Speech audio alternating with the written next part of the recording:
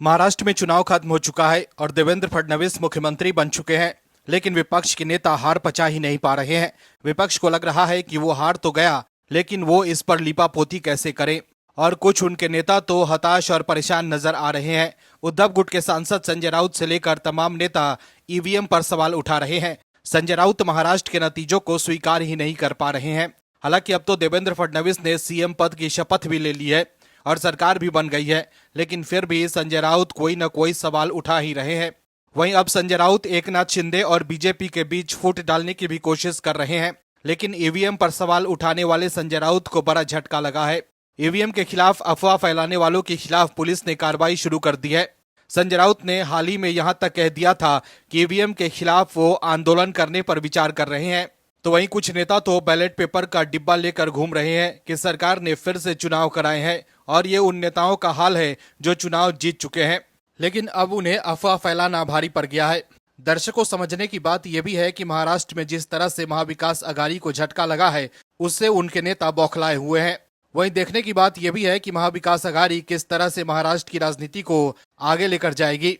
लेकिन इस खबर में आपको बताते हैं कि कैसे कुंठा से ग्रसित विपक्ष चुनाव के बाद ईवीएम को गाली दे रहे हैं और बैलेट पेपर लेकर घूम रहे हैं।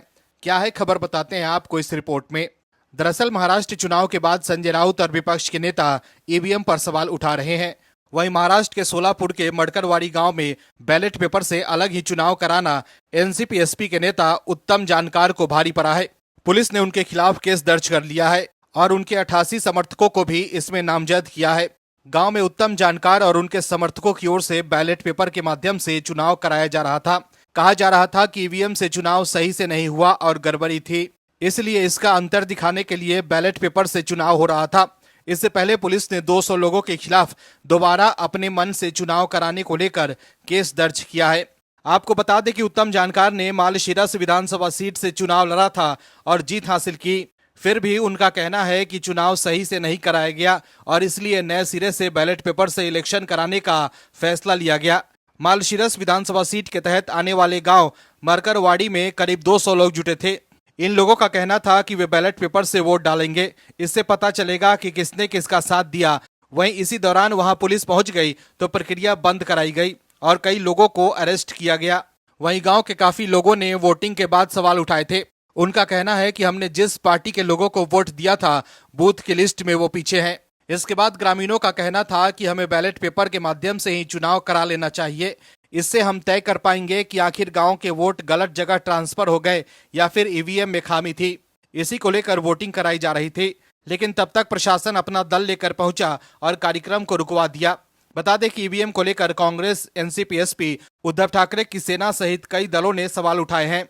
संजय राउत लगातार ईवीएम पर सवाल उठा रहे हैं, लेकिन जिस तरह से ईवीएम पर सवाल उठाने वाले एनसीपी एसपी नेता के खिलाफ कार्रवाई हुई है, उससे विपक्ष को बड़ा झटका लगा है और अब संजय राउत के लिए भी ईवीएम पर अफवाह फैलाना भारी पड़ सकता है। संजय राउत ईवीएम पर तो सवाल उठा रहे हैं, लेकिन वो कोई सबूत नहीं दे पा रहे हैं। वहीं लोकसभा चुनाव में जब एनडीए गठबंधन को कामयाबी मिली थी, तब वो चुप थे, लेकिन अब हार के बाद ईवीएम पर सवाल उठा रहे हैं। Bureau report, OMH news. और भी वीडियोस देखने के लिए चैनल को सब्सक्राइब करें और बेल आइकन को दबाएं।